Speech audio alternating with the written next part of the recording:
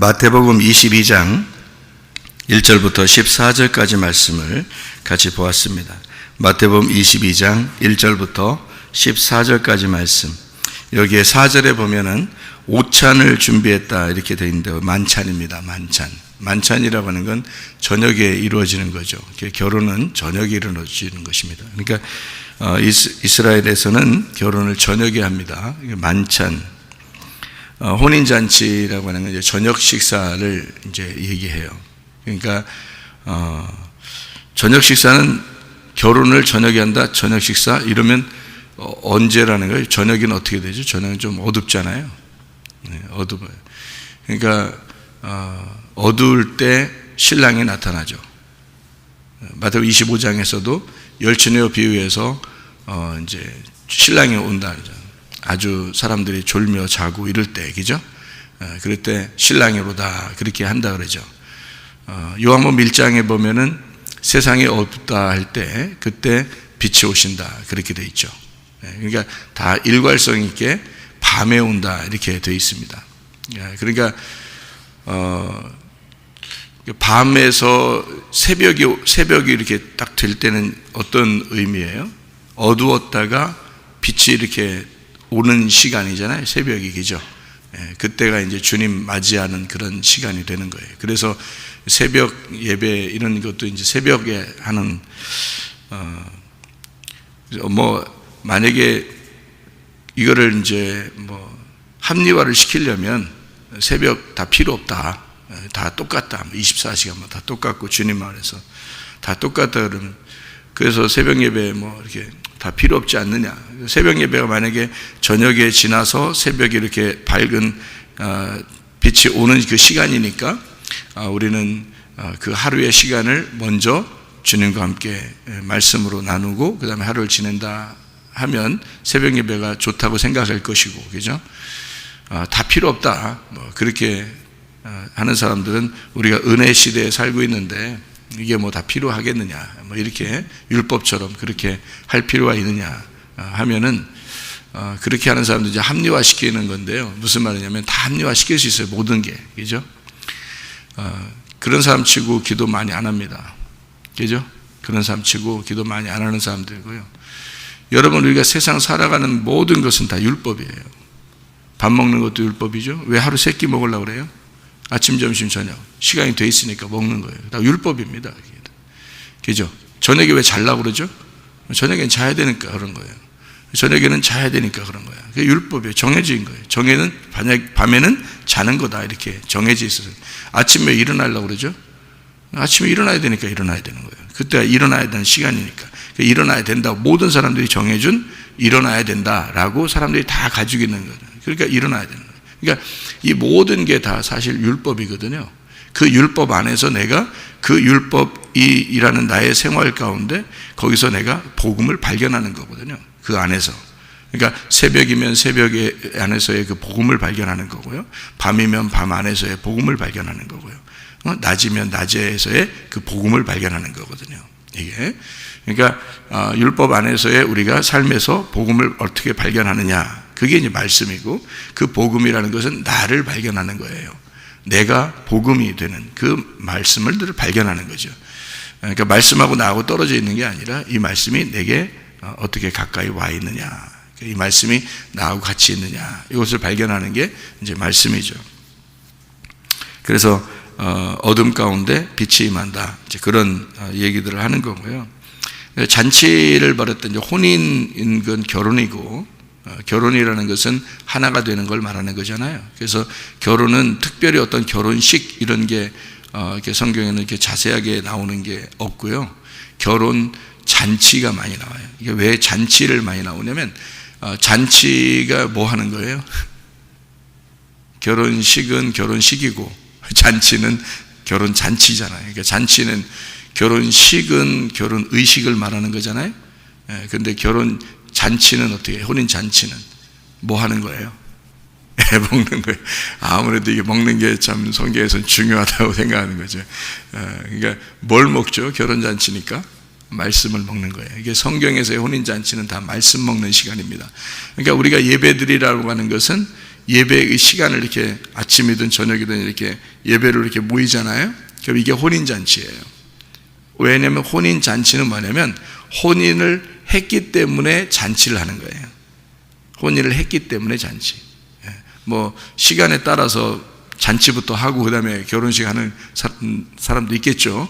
근데 원래는 이제 혼인식을 했기 때문에, 결혼했기 때문에 축하하느라고 잔치를 벌이는 거예요. 그러니까 결혼이라고 하는 건 특별히 성경에서 어떤 다른 것을 이렇게 맞추는 게 아니고 동침하는 거예요. 그런 걸 결혼이라고 합니다. 그러니까 리브가가 왔을 때 이삭이 자기 어머니의 그 장막에 리브가를 이제 데리고 들어가서 같이 저녁에 같이 잠을 자면, 그러면 이제 그게 결혼식이에요. 그러니까 동침을 했다, 그걸 결혼식이다 이렇게 표현해요, 성경에서는. 그러니까 동침을 했으니, 결혼이 되었으니 잔치를 벌인다 이 말이에요. 그러니까 예수님하고 우리가 동침했다는 말은 어떻게 되겠어요? 하나님하고 우리가 동침을 했다, 그 말은 뭐가 돼요? 동침. 알았다는 말이에요. 알았단 말이에요. 그러니까 하나님을 알게 됐으니, 하나님이 너를 알게 되고 네가 하나님을 알게 됐으니 그 말이에요. 그렇게 알게 됐으니 잔치를 벌이자 그 말이에요. 그러니까 하나님 말씀, 이게 여러분 교회 나와서 예배 드리는 건요 잔치입니다. 하나님 말씀을 잔치하는 거예요. 계속 말씀을 이렇게 먹는 겁니다. 이게 잔치거든요. 그러니까 이건 굉장히 좋은 겁니다. 그러니까 음식을 혼인잔치 때 찔끔찔끔 먹다 그냥 집에 가고 그러면 혼인 잔치를 벌인 사람이 어때, 주인이 기분 안 좋죠, 그죠? 찔끔찔끔 먹다가 막 가버리는, 막 맛있어, 혼인잔치에 와보니까 음식이 왜 이렇게 많아, 맛있네, 이렇게 하면 주인이 베풀어 놓은 그 잔치에 너무 기분 좋잖아요, 그죠? 그 잔치를 벌여놓은 사람도 생각해 봐야죠, 그죠? 그러니까 주님이 그 잔치를 벌여놓는 거예요. 그게 말씀이라고 해요. 그 준비를, 말씀을 계속 막 만들어 나가는 거예요, 이렇게. 그러니까 너무너무 좋죠. 음식이 다양하고, 그죠? 이런 음식도 먹고 저런 음식도 먹고, 이 잔치니까 평상시에 먹지 못하던 그런 음식들을 먹는 거예요, 이렇게. 그렇게 너무너무 행복한 그 잔치를 혼인잔치라고 그러는데, 왕의 혼인잔치예요. 왕의 혼인잔치인데, 사람 생각해 봐요. 우리가 이 혼인잔치를 이렇게 보면서 어떤 사람은 자기가 밭에 가고 자기 사업을 하고 누가 보면 14장에는 장가도 가고 이렇게 했단 말이에요. 그래서 못 가겠다 그렇게 한 거거든요. 그러니까 왕이 승질나죠. 자기 잔치가 더 중요한데 이게 뭐냐 이렇게. 생각해 보니까 이 사람들이 어때요? 왕의 그 잔치보다 자기의 지금 하는 게 훨씬 더 중요하다고 생각한 거예요. 그러니까 사람들은 지금 예배라고 하는 이 하나님의 말씀을, 이 잔치를 하나님이 배설을 하고 이 하나님 말씀이라는 잔치를 준비해 놓고 하나님은 초청을 하는데, 사람들은 자기께 더 중요하다는 거예요. 자기께 더 중요하다. 그런 사람들이 많다. 청함받은 자는 많은데 거기에 택함받은 자들은 참 부족하다, 이런 얘기가, 그죠? 적다. 그러니까 자기께 더 중요한 거예요. 간단히 말하면, 그죠? 그리고 결혼할 때 보면 말이에요. 결혼할 때 보면 진짜 나는 가난해도 좋으니 당신만 있으면 됩니다 하고 결혼하는 사람도 있죠. 그런 사람 드물적인데 요즘엔 그게 드물어요. 뭐부터 따져요? 직장이 뭐예요? 지분이 있어요? 자동차는 가지고 있습니까? 기본적으로 이렇게 물어봅니다. 그렇게 안 하면 내가 당신하고 왜 결혼해요? 이렇게 됩니다. 그럼 만약에 이제 직업이 좋다, 의사라거나 판사라거나 변호사거나 직업이 아주 상당히 좋다 그러면 그러면 일단 이제 소개하는 사람도 좋고, 그리고 이제 만나려고 하는 사람도 직업이 참 괜찮다 그러면 막 좋아하죠. 그러면은 결혼을 왜 하는 거예요? 결혼을 사랑해서 하는 거예요. 진짜 자기가 이 속에서부터 나오는 그 행복을 위해서 결혼하는 거예요? 아니면은 신분 상승을 위해서 결혼하는 거예요? 자기의 어떤 신분이 상승되기 위해서, 내가 이 사람하고 결혼하면 내가 좀 높아질 거야, 뭐 그런 의미로 결혼하는 건가요? 이상하잖아요, 그죠? 그러니까 결혼 자체가 사랑이 아니라 사랑이 왜곡된 사랑으로 결혼을 하더라, 사람들이. 그러니까 자기가 지금 중요한 게 있었는데 이쪽에서 혼인잔치를 초청해요. 그러니까 자기한테 유익이 되면 가는 거고 유익이 안 될 것 같으면 안 가는 거예요. 자, 그러니까 말씀을 들어도 자기한테 유익이 되는 게 있으면은 듣는 거고요. 그렇지 않은 게 있으면은 안 듣는 거예요. 자기하고 상관이 없는 것처럼 생각되는 거죠. 그러니까 여러분은 생각할 때, 그러면 그게 내 얘기인데 혹시 그러면 그게 내 얘기인데, 그래요. 만약에 그게 여러분 얘기라면 여러분 버림당합니다. 혼인잔치에서 버림당하니까. 그죠? 여기 지금 그 내용이잖아요. 이거를 이제 우리가 겉으로 볼 때, 껍질로, 그러니까 이 성경을 지금 내용을 말고, 알맹이 말고, 껍질로 이렇게 보면 무슨 내용이냐면요. 유대인들 있잖아요. 이스라엘 사람들이 예수님을 거절했어요. 하나님이 자기 아들을 보내면서 내 아들을 보내니까 너희들을 초대한다. 이렇게 해서 아들에게 오기를 원했어요. 그랬더니 유대인들이 원하지 않는 거예요. 이 아들을 원하지 않아요. 그래서 그 종들을 먼저 보냈는데 종들도 막 이렇게 거절하고 또 종들을 막 죽이고 또 아들까지 보내는데 아들도 거절해버려요. 자기 유익이 안 되는 거예요. 이 아들이, 하나님의 아들이 자기 유익이 안 돼요. 그래서 이 사람들이 이제 준비가 다 안 됐으니까 왕 입장에서는 자기 아들 보냈는데 아들도 거절하니까 그러면 거리에 가서 거지나 아무나 막 나그네나 아무나 거지 같은 사람들도 다 데려와라. 그게 누구냐면 이방인들이에요. 여러분과 저입니다. 여러분과 제가 굉장히 잘나서 교회 나온 거 아니에요. 하나님에게 초대받고 그런 거 아닙니다. 여러분과 저는 실제로는 택함받지 못한 사람들이었어요. 그러니까 굉장히 그 사람들이 생각할 땐 개 같은 자들이에요. 개나 뭐 이렇게 뭐 형편없는 자들이에요. 우리는. 그러니까 구원받을 수 없는 사람들인데 이 사람들을 다 데려다가 잔치를 벌이자. 이렇게 한 거예요. 그러니까 유대인들이 예수님을 거절하니까 이방인들을 데려다가 내 잔치에 참여하도록 하자. 이렇게 한 게 이제 요 내용이에요. 껍질에 대한 내용. 이게 여기 예수님이 하고 싶은 내용은 그 얘기예요. 근데 그 속에 있는 내용을 보면 우리가 우리 자신들을 이제 돌아보게 되죠. 그래서 이게 옷을 입는 얘기 나오잖아요. 그죠? 예복. 그럼 예복은 여러분, 예복은 겉에 입어요? 아니면 속으로 입어요? 예복 겉에 입죠. 그죠? 결혼할 때 드레스 다 입고 이렇게 딱 등장해야죠. 드레스를 속에 꾸겨 입고 이렇게 밖에 이렇게 점퍼 같은 거 막 이렇게 뭐 파카 막 이런 거 큰 거 막 이렇게 등산복 같은 거 이렇게 다 걸치고 이렇게 결혼하는 사람 못 봤죠. 아무리 추워도 신부가 이렇게 탁 드레스를 입고 탁 등장을 해서 결혼을 하거든요. 나중에 끝나고 나서 자고 막 이래. 이제 드레스 입었기 때문에 얼마나 춥겠어요.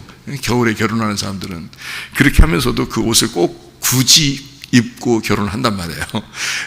이제 따뜻하게 입고 결혼하면 좋을 텐데, 근데 그렇게 굳이 입는 이유가 뭐예요? 그게 겉옷이니까 그래요.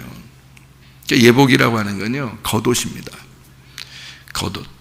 그러면 겉옷이라고 하면 그러면 속옷이 있다는 얘기야. 잘 생각해봐요. 그 신부의 드레스를 입었는데 속옷 안 입고 드레스만 입는가요? 이상하죠?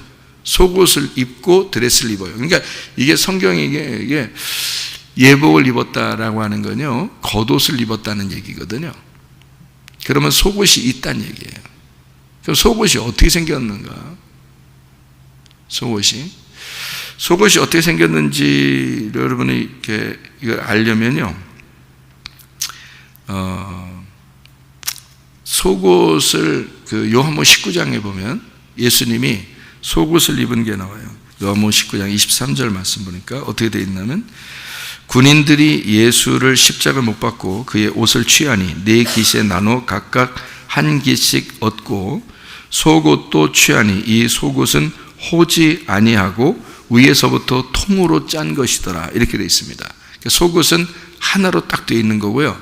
겉옷은 4개로 찢었다 그랬어요. 이상하게 예수님에 대한 이야기가 성경에서 신약에서 몇 개가 돼 있어요? 4개가 돼 있죠. 마태, 마가, 누가, 요한으로. 그죠? 같은 내용들 같은데 조금씩 다른 것이 4개로 썼죠. 복음이. 그죠? 복음을 4개로 썼습니다. 그러니까 예수의 그 복음이 4개로 전파되는 것을 얘기하는데요. 이것도 있죠. 예루살렘과 온 유대와 사마리아와 땅끝, 이렇게 이루어지는 복음은 그렇게 다 전파되어야 된다. 그러니까 이방인들의 끝에까지, 그 구석에까지 다 복음이 전파되어야 된다. 왜냐하면 모든 인류는 하나님 아버지의 품 안에 있는 자들이니까. 그런 이야기가 되는 거거든요. 근데 속옷은 통으로 짜 있어요. 근데요, 마태복음에 우리가 22장을 우리가 지금 읽고 있잖아요.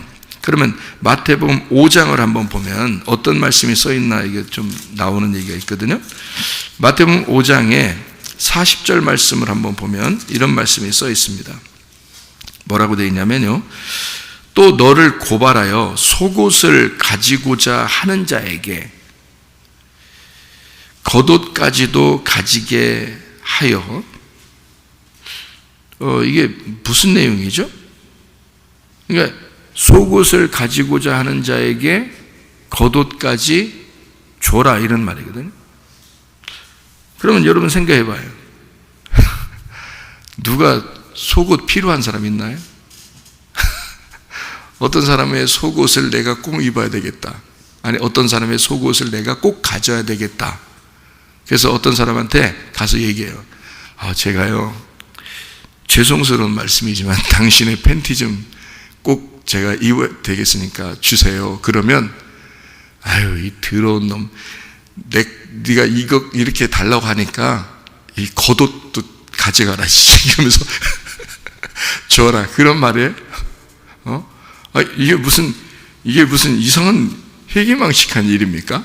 예를 들어서 당신이 어떤 분이 우리 교회에 찾아와서 저보고 잠바가 2개 있으면 하나 달라고 그러던데 뭐 그런 것까지는 이해가 돼요. 그죠? 잠바가 2개 있으면 하나 주세요, 이렇게 얘기를 해요. 당당하게 오셔. 그분은 거의 뭐 당당하게 오시는 분인데요. 그래서 그런 건 이해가 되는데, 어떤 사람이 오더니 갑자기, 목사님 죄송한 얘기지만 팬티하고 난린 거 지금 입고 계신 것 좀 이렇게 좀 주시면 제가 참 고맙겠습니다. 그러면 제가 이 사람이 지금 뭔 얘기를 하는 건가 이럴 거 아니에요. 그러면 내가 이런 쓸데없는 얘기 하는 거 보니까 이상하지. 네가 그렇게 얘기하는 거 보니까 그래, 좋아, 내 들어서 내 다 주겠다. 그래서 잠깐 기다려. 그래서 속옷 다 벗어가지고 딱 주면서 내 겉옷까지 갖다 가져가라. 이렇게 하라는 얘기냐고. 이게 이상하잖아, 그죠? 이게 다른 얘기라, 그죠? 뭔가 의미적인 얘기를 지금 예수님이 일부러 하는 거예요. 그러니까 예수님이 일부러 하는 얘기예요. 이게 이런 일이 있다는 얘기가 아니고, 이런 일이 있겠어요? 누가 그런 일을 하겠어요? 누가 속옷 팬티 달라고 하겠어요? 누가? 지나다니면서. 그렇게 안 한다고요. 그런데 이런 얘기를 예수님이 일부러 얘기를 하는 거는 무슨 의미가 있는 거예요. 그죠? 그래서 그 속의 뜻을 알아야 된다는 거죠. 속옷이라는 것은 하나로 이렇게 딱 통으로 되어 있는 걸 속옷이라고 그렇게 이야기를 해요. 겉옷은 4개로 찢어질 수 있는 거고요. 그죠? 그러니까 여기 지금 마태복음 22장에는 속옷이에요, 겉옷이에요? 예복을 입어야 되는가? 예복을 입지 않은 사람은 이를 갈며 막 슬피 울며 이를 갈게 된대요. 그러니까 이게 예복을 입어야 된다 그랬으니까 예복은 지금 겉옷이에요, 속옷이에요? 겉옷이죠. 그러면 속옷이 있었다는 얘기고요. 속옷이 입고 있는 사람에게 겉옷을 입는 거예요. 그러니까 예수님에게, 우리가 하나님에게 속옷 주세요. 그러니까 하나님이 우리한테 겉옷을 주는 게 예복이에요. 그 말이라고요. 그러니까 그러면 이해가 되겠죠. 우리가 하나님에게 속옷을 달라고 하니까 하나님이 우리에게 겉옷을 주더라, 이 말이란 말이에요. 그것처럼 누가 너희에게 속옷을 달라 하면 너도 겉옷을 주거라, 이 말이에요. 겉옷까지도 주거라. 자, 그러면 속옷이라는 게 뭐죠? 속옷이 하나로 되어 있다 그랬어요. 그죠? 하나로 되어 있다. 그러니까 하나로 되어 있는 게 무슨 옷이에요? 성경에 하나로 되어 있는 게, 자, 여러 색깔이 있거나 또는 여러 개로 나누어진 옷이 아니라 하나로 되어 있는 말씀, 하나로 되어 있는 옷, 하나로 통으로 딱 되어 있는 말씀, 이걸 뭐라 그러죠? 진리의 말씀이라고 그래요. 순수한 말씀이라고 그래요. 이걸 진리라 그런다고요. 그러니까 다른 색깔이 섞이지 않은 흰 옷이라 그런다고요. 그러니까 진리의 옷을, 주님 내게 진리의 말씀을 주십시오 라고 말하는 자에게는 예복을 입혀줘라 이거야. 겉옷을 입혀줘라. 그러니까 하나로 되어 있는 말씀을 내게 주십시오. 하나님, 내가 이게 성경을 보니 나는 선악과를 먹고 선악과의 말씀으로 이게 본 사람입니다. 그러니 선악과로 자꾸 나누어져요. 이 말씀이 나누어지니까 사람도 그렇게 보여. 그렇게 나누어진 말씀으로 내가 성경을 보고 있으니 하나님, 내게 진리의 말씀으로, 하나의 말씀으로, 하나의 색깔로 내게 주십시오 라고 하나님 앞에 간구하면 그 진리의 말씀을 달라고 하니까 주님께서 겉옷도 주는 거예요. 예복을 입혀주는 것이다, 그런 말입니다. 이 진리의 옷을 입고 싶어서 사람들이요, 선악과 먹은 자가 누구예요? 아담과 하와죠. 아담과 하와. 그게 누구라고 했어요? 우리라고요. 아담과 하와가 선악과를 먹자마자 어떤 행동이 어떤 행동을 취했죠? 먹자마자 무화과 나뭇잎으로 옷을 해 입어요. 누가 가르쳐 줬나요? 야, 너 선악과 먹으면 이렇게 해야 돼. 이거 누가 가르쳐 준 거 아니죠? 이상하잖아요. 그죠? 그럼 무화과 나뭇잎이라는 것은, 무화과는 뭐예요? 무화과는 뭐예요? 무화과는 뭐죠? 무화과가 이스라엘 백성들을 말하는 거예요. 무화과가. 그리고 이 무화과로 잎을 내는 이스라엘 백성들이 무화과 나무 아래에서 말씀을 나눕니다. 그게 율법의 나무예요. 그게요. 그래서 무화과 나무 잎으로 옷을 해 입는 거예요. 근데 그 옷이 어떤 옷이냐면요, 속옷인데요, 허리띠예요. 그러니까 여러분, 이게 그 단어를 쓴 게요, 허리띠라는 단어예요. 그러니까 속옷은 속옷인데 허리띠고, 그리고 치마는 치마인데 앞치마예요. 그러니까 앞에서 볼 때는 치마 같은데 뒤에서 보면 치마가 아니야. 그런 거 입고 돌아다닌다고 생각해보세요. 다 벗고 앞에만 딱 이렇게 가리고 돌아다닌다고 생각해보세요. 이상하지 않겠어요? 그러니까 사람들에게 보이는 가리는 거고요, 하나님 보실 땐 다 보이는 거예요. 이게 이제 그런 무화과 나무의 앞치마고요, 그 허리띠입니다. 원래 단어로 보면 허리띠인데, 생각해보세요. 옷 입었다고 여러분, 누가 허리띠 만들어서 이렇게 하라고 그랬어요? 누가? 자기들이 괜히 그렇게 하고 싶은 거예요. 갑자기 선악과를 먹으니까 갑자기 뭔가 허리띠를 하고 싶은 거야. 이상하잖아요. 그럼 허리띠는 뭐예요? 원래 성경에서 진리의 허리띠죠. 진리로 자기를 감싸고 싶었던 거예요. 그러니까 선악과를 먹으니까 진리를 알고 싶었던 거예요. 그래서 내게 속옷이 무엇인가를 알고 싶어 속옷을 입으려고 자기들은 허리띠를 한 거거든요. 무슨 말인지 알겠어요? 그랬더니 하나님께서, 야, 그건 속옷이 아니야. 그건 속옷이 아니야. 가죽옷이 속옷이야. 가죽옷이. 가죽옷이라고 하는 건, 가죽이 뭐라고요? 이런 몸이라고요. 이런 얼굴, 이런 거 다. 몸이, 이게 가죽이에요. 동물들은 그래서 다 가죽만 입어요. 다른 옷 입지 않습니다. 우리가 사람들이 옷 입혀주면 그 불편해해요. 동물들은. 그 학대하는 겁니다. 동물들은 그냥 둬야 돼요. 그게 자기 옷이거든요. 그게 가죽 옷이니까 하나님이, 너는 이대로 알몸 덩어리가 가죽의 옷이야. 내가 입혀준 그 옷이야 라는 거예요. 하나님은. 그게 속옷이라는 거예요. 너 가죽 옷.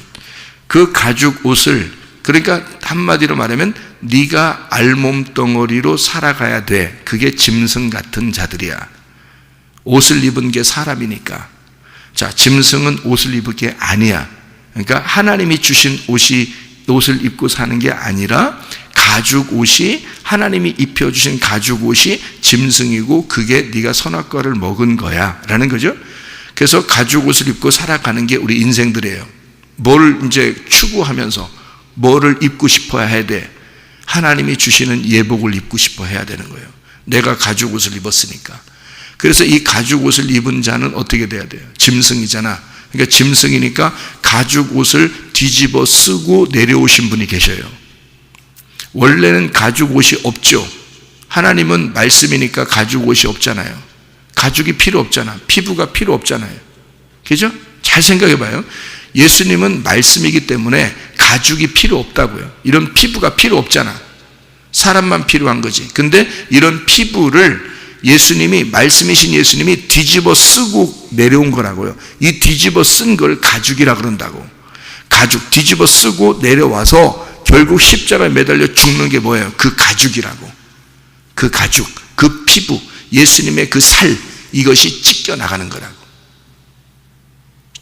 이 살이 찢겨 나가니까 속에 뭐가 나와? 말씀이 나오는 거야. 그게 부활하는 거예요. 그게 진짜 말씀이 우리 속에 오는 거예요, 이제.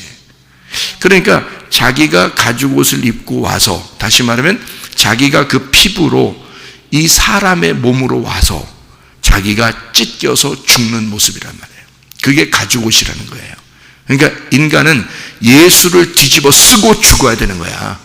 이 말이 무슨 말인지 알겠죠? 가죽 옷이라는 게. 그래서 가죽 옷을 입혀서 내보내는 거예요. 그거 입고 죽고 오라고. 죽은 자만 오는 거예요. 그러니까 그게 하나님의 진리에 오신 거야. 그게 속옷인 거야. 그거 입고 오면 하나님이 예복을 입혀주시는 거예요. 겉옷을. 네. 자, 그러면 이제 마지막으로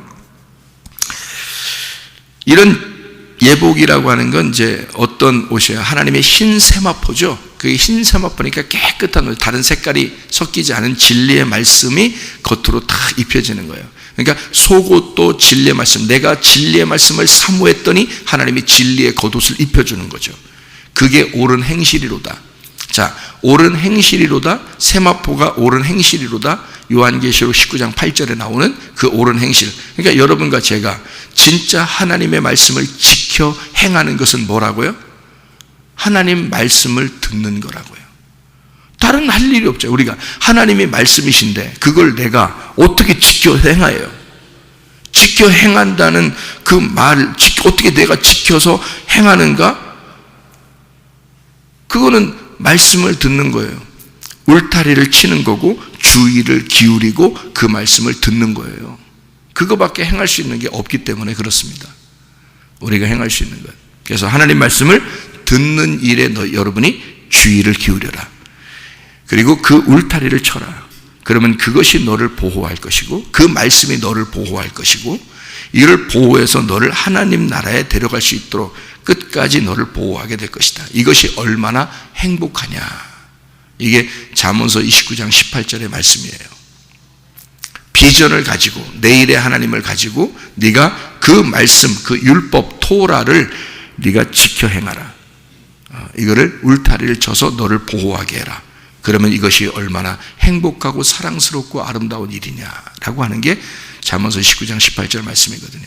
자, 마태복음 22장에 13절 말씀 봐요. 임금이 사환들에게 말하되 그 손발을 묶어 바깥 어두운 데에 내던지라. 거기서 슬피 울며 이를 갈게 되리라 하니라 그랬습니다. 자, 예수님 만나러 갈 때, 나중에 예수님 만나러 하늘나라에 갈 때 그때 슬피 울며 이를 갈게 되면 여러분 끝장입니다.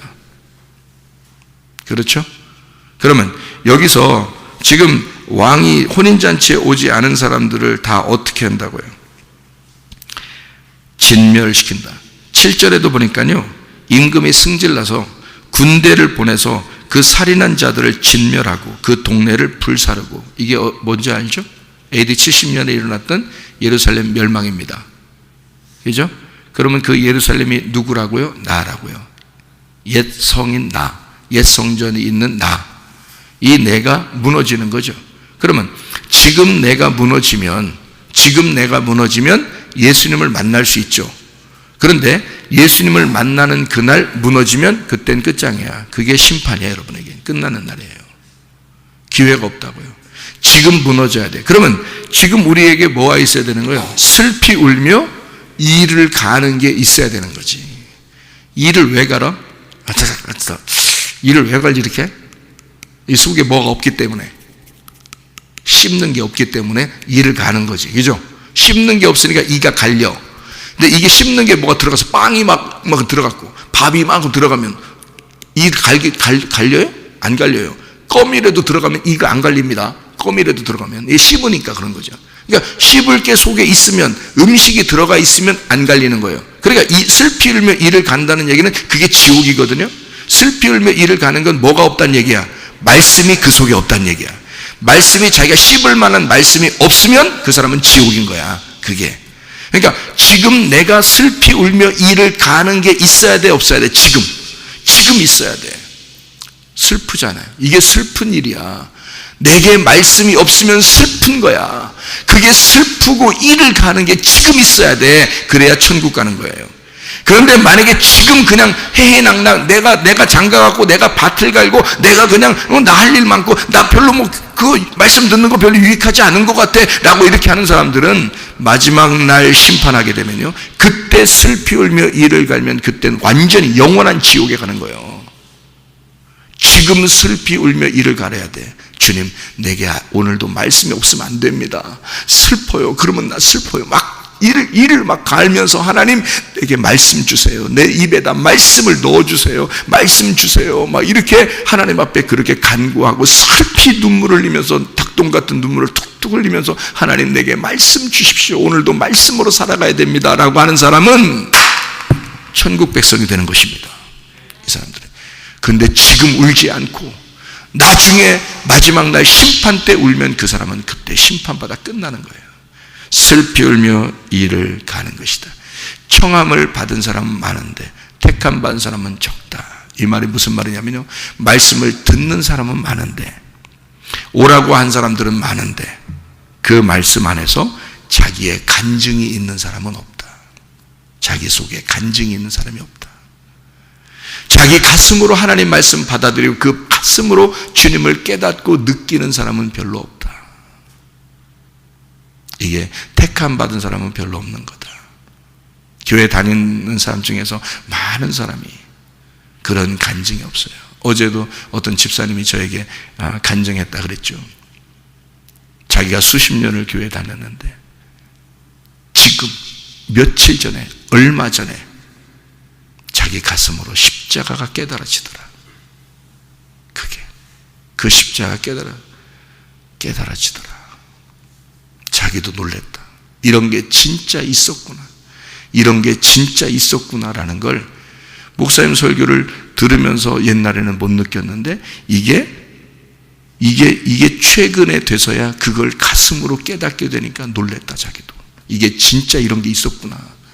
목사님 말하는 게 이게 진짜였구나. 그러면서 저에게 간증을 하더라고요. 그게 택함 받는 거라고요. 하나님의 택함 받는 거예요. 하나님이 그 사람 가슴 속에 들어가는 거예요. 이게. 우리는 다 하나님의 품 안에 있는 거죠. 우리는 하나님의 품 안에 다 들어갔어요.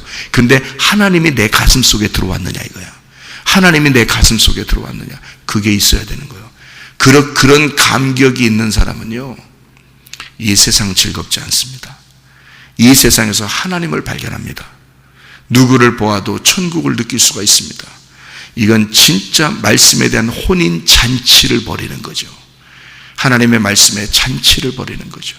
여러분, 그리스도 예수의 예복을 입고 주님과 동행하다가 주님 만나시기를 바랍니다. 기도하겠습니다.